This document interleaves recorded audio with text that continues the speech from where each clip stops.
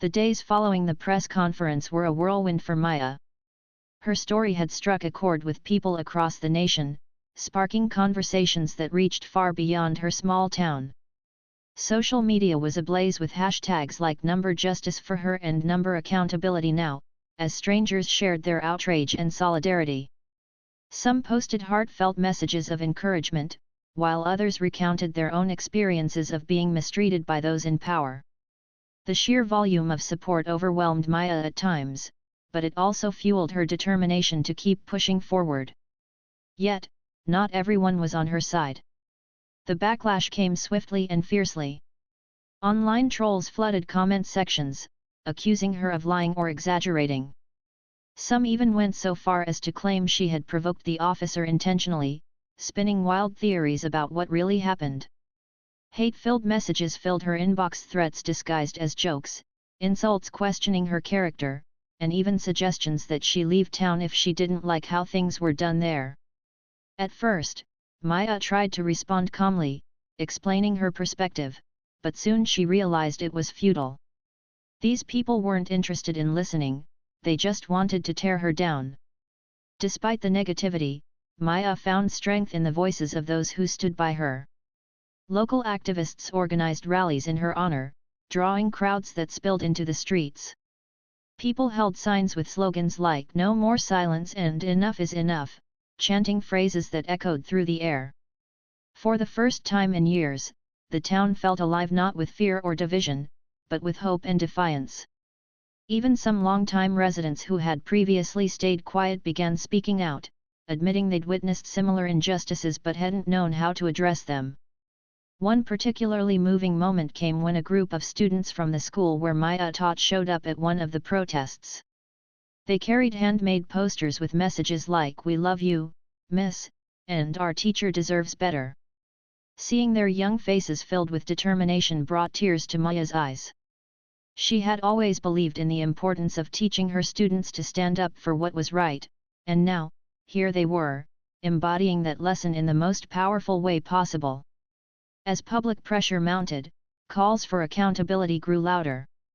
National news outlets picked up the story, sending reporters to interview Maya and cover the growing movement in her town. Each appearance was nerve-wracking, but Maya handled it with grace, using her platform to highlight broader issues of systemic racism and police misconduct. She spoke candidly about the fear she'd felt during the attack, the frustration of being doubted afterward, and the courage it took to speak out despite knowing the risks. Her words resonated deeply, especially among communities of color who had long endured similar injustices. Many saw themselves in her story, a reminder of the battles they fought daily, often without recognition. Maya became more than just a victim of an unimaginable incident, she became a symbol of resilience, a beacon of hope for anyone tired of feeling powerless. But behind the scenes, the toll of everything was beginning to show. Sleepless nights became the norm as Maya replayed the events over and over in her mind. The constant barrage of hateful comments weighed heavily on her, no matter how hard she tried to ignore them. Friends noticed the change in her demeanor, the slight hesitations before answering questions, the forced smiles during interviews, the moments when exhaustion crept into her voice. They urged her to take breaks, to step away from the spotlight for a while, but Maya refused. This fight wasn't just hers anymore, it belonged to everyone who had joined her cause. Meanwhile, the internal investigation into the officer's actions dragged on.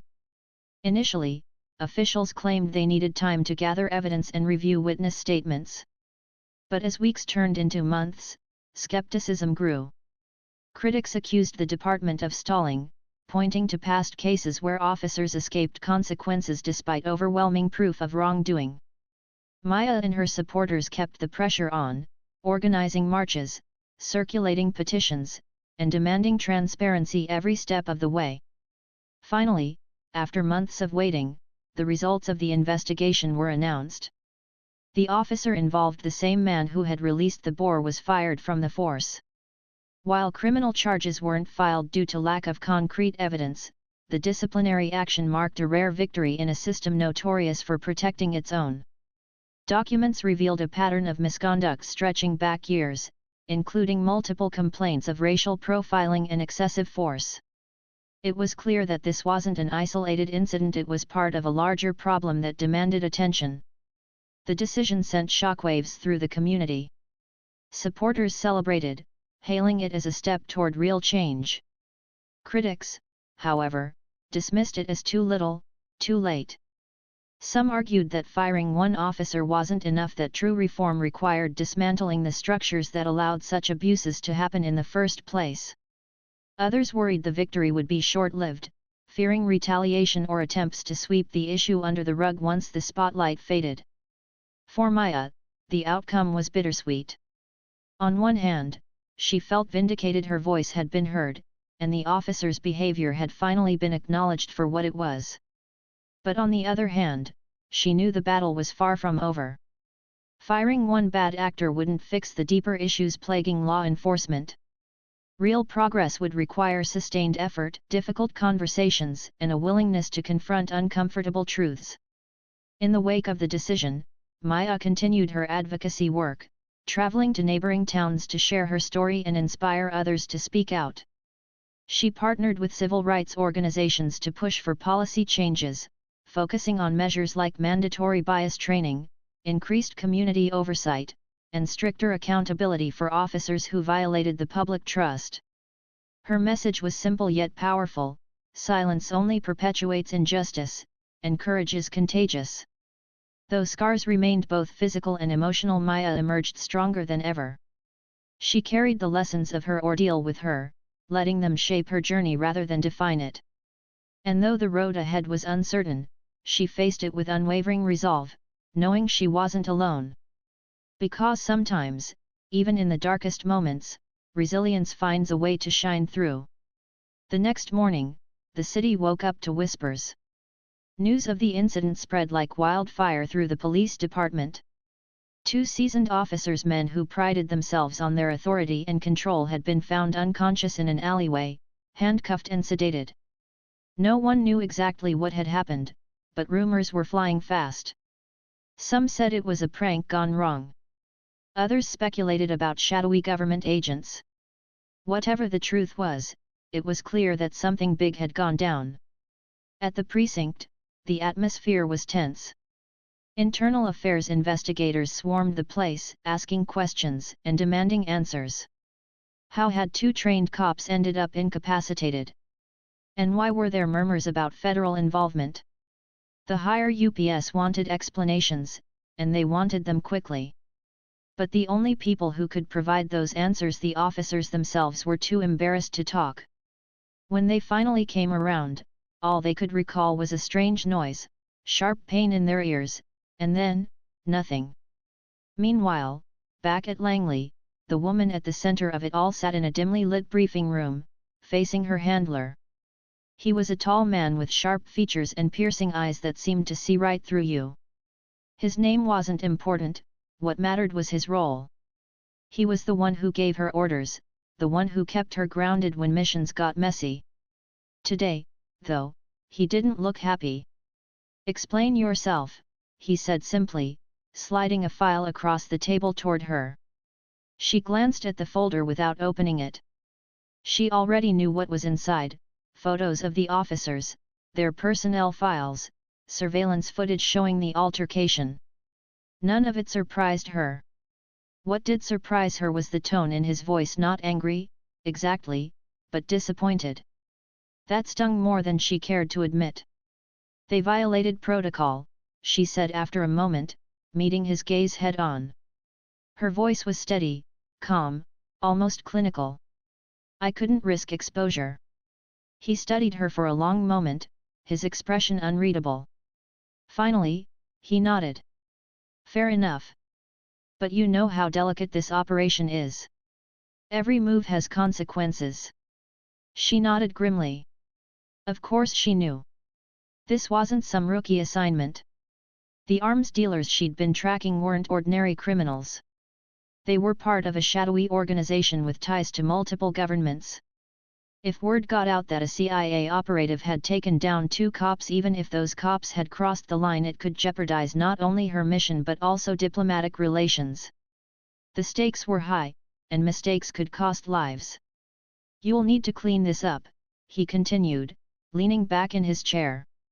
His tone softened slightly, though his words carried weight. "Make sure those officers stay quiet. And find a way to turn this mess into an advantage." She stood, determination etched on her face. "Understood." As she left the room, her mind was already racing. Cleaning up meant more than just silencing the officers. It meant controlling the narrative, making sure the public never learned the full story.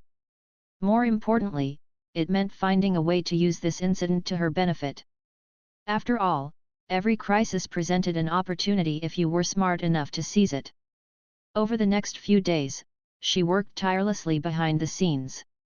Using evidence gathered during the altercation, including audio recordings of the officers' sexist remarks, she orchestrated a PR campaign that painted them as bullies abusing their power. Local news outlets picked up the story, running headlines about police misconduct and harassment. Public opinion turned against the department almost overnight. But that was only half the battle. She also used her connections within the agency to ensure the officers faced disciplinary action. Their careers were effectively over, but more importantly, they became liabilities to anyone who might try to retaliate against her. If someone tried to come after her now, they'd have to deal with the fallout from exposing corrupt cops, and no one wanted that kind of attention. Still, she wasn't done yet. As she reviewed the details of the incident, an idea began to form in her mind. The arms dealers she'd been tracking weren't amateurs.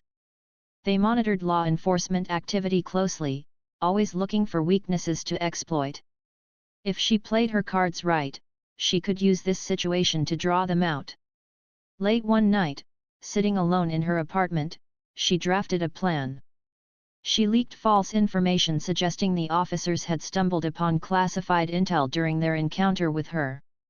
According to the fabricated report, they had accidentally uncovered evidence linking local gangs to international crime syndicates. It was a bold move, but she was counting on the dealer's paranoia to do the rest. It didn't take long for the trap to spring. A few days later, she received a tip-off from one of her informants.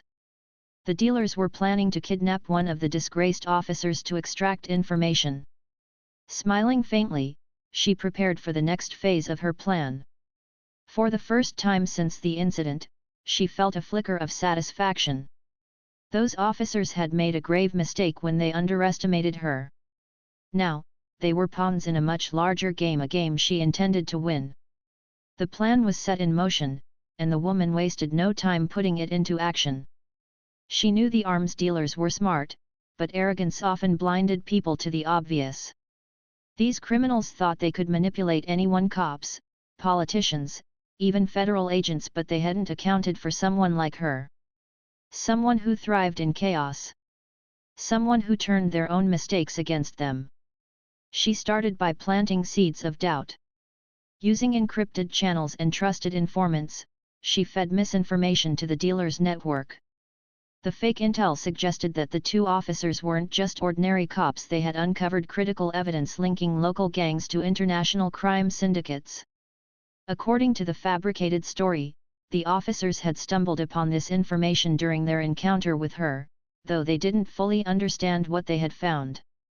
The narrative was vague enough to sound plausible but specific enough to make the dealers nervous. It worked exactly as she hoped. Within hours, chatter began swirling among the dealers' ranks. They were paranoid by nature, always looking over their shoulders, always suspicious of betrayal. This new development hit a nerve. If the officers really had sensitive information, they couldn't afford to leave them alive. But if they acted too quickly or carelessly, they risked drawing attention from law enforcement or worse, the CIA. It was a classic catch-22, and she knew it would drive them mad. Meanwhile, she kept tabs on the disgraced officers. Both men were suspended pending investigation, their reputations in tatters after the media firestorm she had orchestrated. Public outrage over police misconduct was at an all-time high, thanks to the carefully curated leaks she had planted. Local news stations aired segment after segment about systemic corruption within the department, complete with damning audio recordings of the officer's sexist remarks. Protesters gathered outside the precinct, holding signs that read "Justice for all" and "Accountability now." For the officers, it was a living nightmare. Their careers were over, their lives upended. They couldn't go anywhere without being recognized and judged. Strangers glared at them in grocery stores, neighbors avoided them on the street. Even their families distanced themselves, ashamed of the scandal. They became pariahs, isolated and vulnerable. Exactly where she wanted them. But vulnerability wasn't enough. She needed to push them further into the crosshairs. So, she arranged for one of them to receive an anonymous tip. A burner phone arrived in his mailbox one evening, along with a note warning him that his life was in danger. The message was cryptic but alarming: "They know what you saw. Run while you still can." The officer was terrified. He didn't know who they were, but he assumed the worst, that the gang members he'd been harassing for years were coming for him. Desperate, he called his partner, and together they debated their next move. Should they flee? Go to the authorities? Neither option seemed safe. In the end, they decided to lay low, holing up in a cheap motel on the outskirts of town. Unbeknownst to them, this was precisely what she wanted. By isolating them, she made them easier targets not just for the dealers, but for her. She monitored their movements closely, using surveillance tools and informants to track their every step. When the dealers finally made their move, she was ready. Late one night, the ambush came. Masked figures surrounded the motel, moving silently through the shadows. They broke into the room where the officers were staying, dragging one of them out before he could even react. His partner tried to fight back but was quickly subdued. The kidnappers loaded their hostage into a van and sped off into the darkness. From her vantage point nearby, she watched it all unfold. Hidden in the shadows, she observed every detail: the make and model of the van, the number plates partially obscured by mud, the way the kidnappers communicated using hand signals. Everything confirmed what she already suspected: these weren't amateurs. They were professionals, well-trained and highly organized. Which meant she had to be even better. As the van disappeared into the night, she allowed herself a small smile. Phase 1 of her plan was complete. The dealers had taken the bait, walking straight into her trap. Now it was time for Phase 2, turning the tables. She moved swiftly, contacting her team via secure comms. "Target acquired," she said simply. "Proceeding to extraction point." Her handler's voice crackled through the earpiece. "Be careful," he warned. "These guys aren't playing games." "I know," she replied. Her tone was calm, almost casual, but there was steel beneath it. She didn't need reminders about the stakes. Every mission carried risks, but this one was personal. Those dealers had underestimated her once.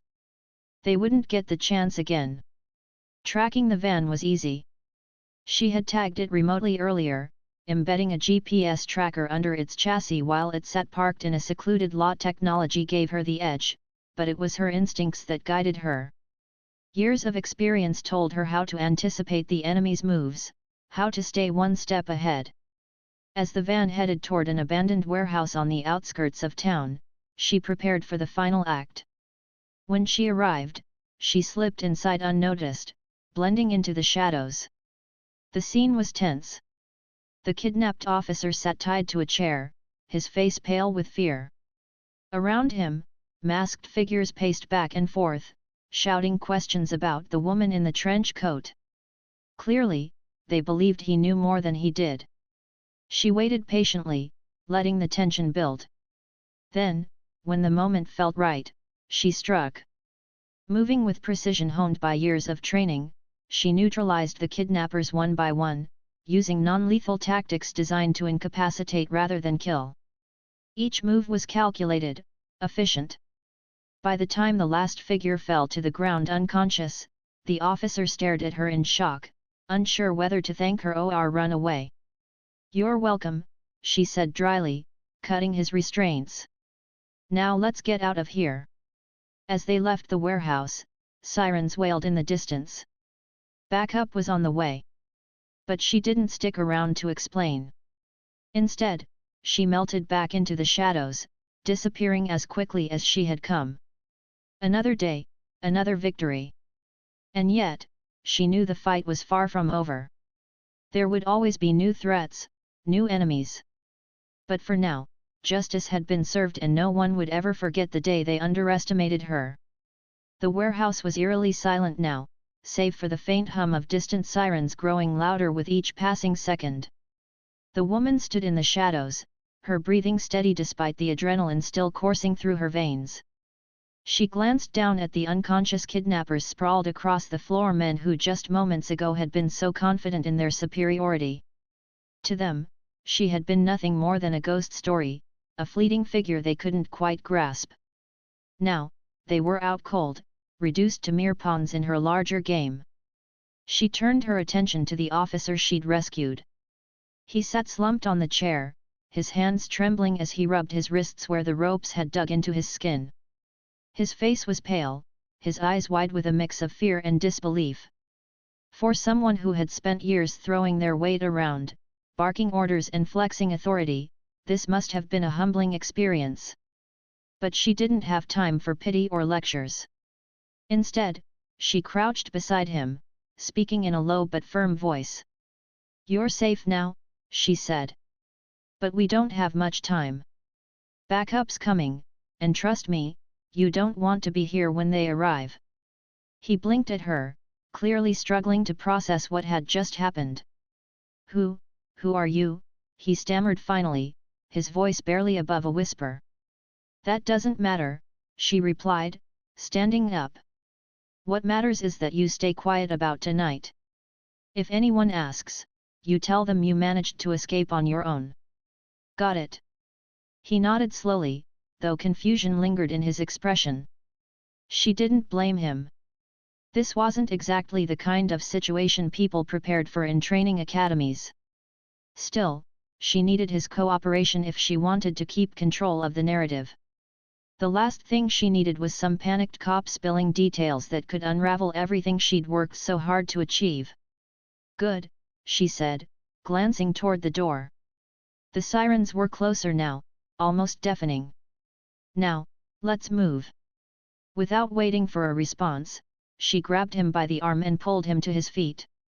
Together, they slipped out of the warehouse through a side exit, disappearing into the night just as police cars screeched to a halt outside. She watched from a distance as officers poured into the building, flashlights cutting through the darkness. They found the unconscious kidnappers, the overturned furniture, and the remnants of a struggle, but no answers. No one knew who had staged the rescue or why. By the time the scene was secured, she and the officer were long gone. She led him to a nondescript car parked a few blocks away, its engine idling quietly. She opened the passenger door and gestured for him to get in.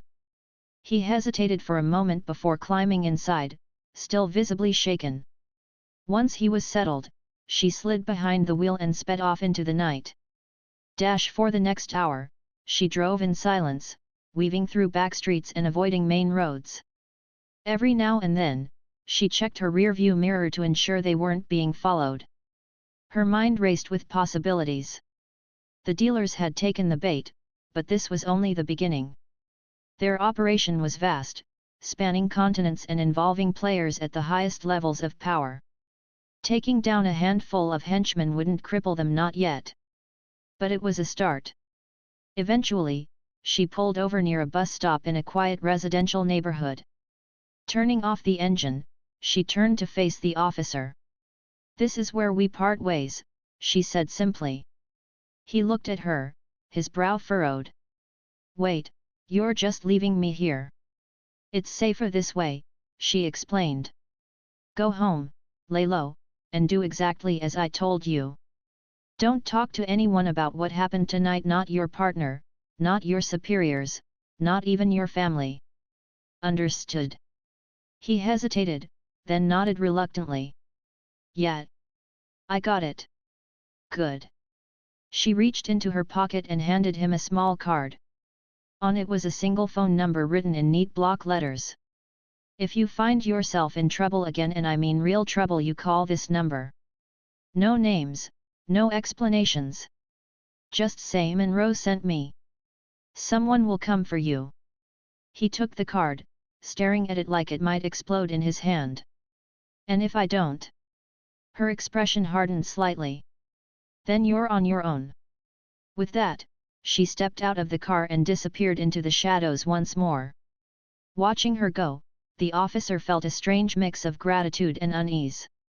He didn't know who she was or what she truly wanted, but one thing was clear: she had saved his life. Whether that made her a hero or something else entirely, he couldn't say. Back at headquarters, news of the raid spread quickly. The agency buzzed with activity as analysts pored over evidence collected from the warehouse. Fingerprints, DNA samples, surveillance footage, it all pointed to connections between the local gang members and the international arms dealers she'd been tracking. It was a breakthrough, albeit a messy one. The dealers' paranoia had led them straight into her trap, but cleaning up the fallout would require finesse. Her handler called her into his office late that night. As always, he was seated behind his desk, a stack of files spread out in front of him. His expression was unreadable as she entered, closing the door softly behind her. "Well," he asked, leaning back in his chair. "How'd it go?" She shrugged, taking a seat across from him. "Mission accomplished.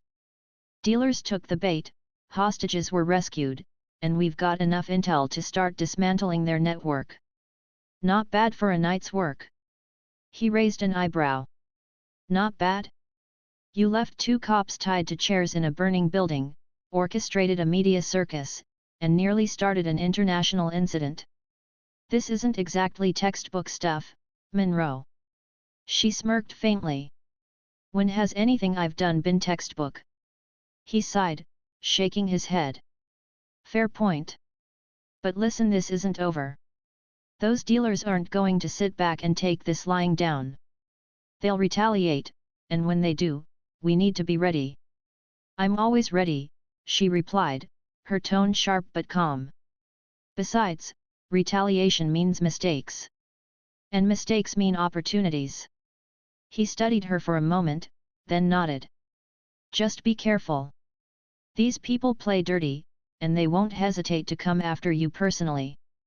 "They already tried," she said, standing up. "Didn't work out too well for them." As she left the office, she couldn't help but feel a flicker of satisfaction. The dealers thought they had the upper hand, but they were wrong. Every move they made only brought them closer to their downfall. And she? She was just getting started. Over the next few days, she worked tirelessly to piece together the puzzle. Analysts combed through data, connecting dots and identifying key players within the dealer's organization. Meanwhile, she coordinated with field agents stationed around the globe, setting up operations designed to strike at the heart of the syndicate. It was a delicate balancing act, requiring precision and patience. One misstep could unravel months or even years of work. But patience had never been her strong suit. She thrived on action, on the thrill of the chase. So while others focused on logistics and strategy, she plotted her next move. The ringleader, the mastermind behind the entire operation, was still out there, pulling strings from the shadows. Finding him wouldn't be easy, but she had a plan. A risky one, perhaps, but sometimes risks were necessary. Late one night, she stared at a map pinned to her wall, dotted with red markers indicating known locations of the dealer's activities. Her finger traced a line connecting the dots, stopping at a remote compound deep in the mountains. Intelligence suggested it was a safe house, a place where the ringleader occasionally stayed to evade capture. If she could infiltrate it, she might finally get the answers she needed. It was dangerous, reckless even. But danger was her element. Risk was her currency. And if there was one thing she knew how to do, it was turn the odds in her favor. Tomorrow, she decided, would be the day. The morning sun filtered through the blinds of her small apartment, casting long streaks of light across the room. She sat at the edge of her bed, staring at the map spread out on the table in front of her. The red marker circled around a remote mountain compound stood out like a beacon, calling her forward. It was risky, dangerous even, but she had never been one to shy away from a challenge. If anything, challenges were what kept her going. They reminded her why she chose this life in the first place. She took a deep breath and stood up, grabbing a backpack from the corner of the room. Inside, she packed everything she might need: tools for lockpicking, a compact GPS device, night vision goggles, and a few other gadgets that looked more like props from a spy movie than real equipment. But they weren't props, they were lifelines. Each item had saved her skin at least once, and she trusted them as much as she trusted herself. Before leaving, she glanced at her reflection in the mirror. Her dark eyes stared back at her, calm but alert. She didn't look like someone who had just spent weeks chasing down criminals and taking down corrupt cops. To anyone else, she probably seemed ordinary, a woman heading out for a hike or maybe a weekend getaway. That's what made her good at what she did. People saw what they expected to see, not what was really there. By mid-afternoon, she arrived at the base of the mountain where the compound was located. From below, it looked peaceful, just another stretch of wilderness dotted with trees and rocks. But she knew better. Somewhere up there, hidden among the trees, was a fortress guarded by men who wouldn't hesitate to shoot first and ask questions later. Getting inside wouldn't be easy, but she'd faced worse odds before. She parked her car far enough away that no one would notice it, then began her ascent on foot. The climb was steep, and the air grew thinner as she gained elevation. Still, she moved quickly, her boots crunching softly against the dirt path. Every step brought her closer to her goal, but also closer to danger. She pushed those thoughts aside, focusing instead on the task ahead. When she reached the outer perimeter of the compound, she crouched behind a cluster of bushes, scanning the area carefully. Guards patrolled the grounds in pairs, their rifles slung over their shoulders. Security cameras mounted on poles swept back and forth, casting faint beams of red light into the dusk. This wasn't going to be easy, but she had come prepared. Using a pair of binoculars, she studied the layout of the compound. There was a main building surrounded by smaller structures, likely used for storage or housing additional guards. A generator hummed steadily in the background, providing power to the entire facility. If she could disable it, she'd buy herself some time and create chaos within the compound. She waited until the patrol passed by, then slipped through the fence using a pair of wire cutters. Moving silently, she made her way toward the generator. Her movements were precise, calculated. Years of training had taught her how to blend into her surroundings, how to become invisible when necessary. Tonight, invisibility was her greatest weapon. Reaching the generator, she set to work. Within minutes, the machine sputtered and died, plunging the compound into darkness. Alarms blared immediately, shattering the quiet evening air. Lights flickered on inside the buildings as guards scrambled to figure out what had happened. Chaos erupted all around her, exactly as she had planned. While the guards were distracted, she slipped past them unnoticed, making her way toward the main building. The door was locked, but that was hardly an obstacle. With practiced ease, she picked the lock and stepped inside. The interior was dimly lit by emergency lights, casting eerie shadows along the walls. She moved cautiously, listening for any sign of movement. Then she heard the sound of voices coming from a room down the hall. Two men, speaking rapidly in hushed tones. One of them sounded panicked, while the other tried to maintain control. She crept closer, pressing her ear to the door. "They've got to be onto us," one of them said. "How else would they know about the safe house?" "It doesn't matter how they found us," the other replied sharply. "What matters is getting out alive." Her heart skipped a beat. That voice, it belonged to the ringleader. She recognized it instantly, though she had only heard it once before during a recorded phone call. He was here. just beyond the door. Taking a deep breath, she steadied herself. Then, without hesitation, she kicked the door open and stepped inside. Both men turned to face her, their expressions shifting from shock to anger in an instant. The ringleader reached for his gun, but she was faster. In one fluid motion, she disarmed him and pinned him against the wall. "Who sent you?" he demanded, his voice trembling with rage. "Tell me now." She smirked, tightening her grip on his arm. "No one sent me. I came alone." For a moment, he stared at her, trying to process what he was seeing. Then realization dawned on his face. "You're the one who's been messing with us this whole time, that's right," she said coolly. "And now your operation is finished." Outside, the sound of helicopters grew louder as backup arrived. Agents swarmed the compound, rounding up the remaining guards and securing the premises. She handed the ringleader over to one of her colleagues, watching as he was led away in handcuffs. For the first time in months, she allowed herself a small smile. It was over. Back at headquarters, the mood was celebratory. Analysts cheered as files poured in, confirming that the syndicate's network had been dismantled. Arrests were made across 3 continents, and evidence seized from the compound would keep prosecutors busy for years to come. It was a victory, one that had taken months of planning, patience, and sheer determination to achieve. Her handler called her into his office late that night. As always, he was seated behind his desk, a satisfied grin spreading across his face. "Well done," he said simply. "You turned a bad situation into something extraordinary." She nodded, leaning against the doorway. "It wasn't easy, but we got it done." He chuckled. "Easy? When has anything you've done ever been easy?" She smiled faintly. "Good point." As she left the office, she felt a sense of closure wash over her. The mission was complete, the threat neutralized. But she knew the fight was far from over. There would always be new enemies, new challenges waiting just around the corner. And she would be ready for them. Because that's who she was. Not just a woman in a trench coat, but someone who thrived in the shadows, turning the odds in her favor every single time.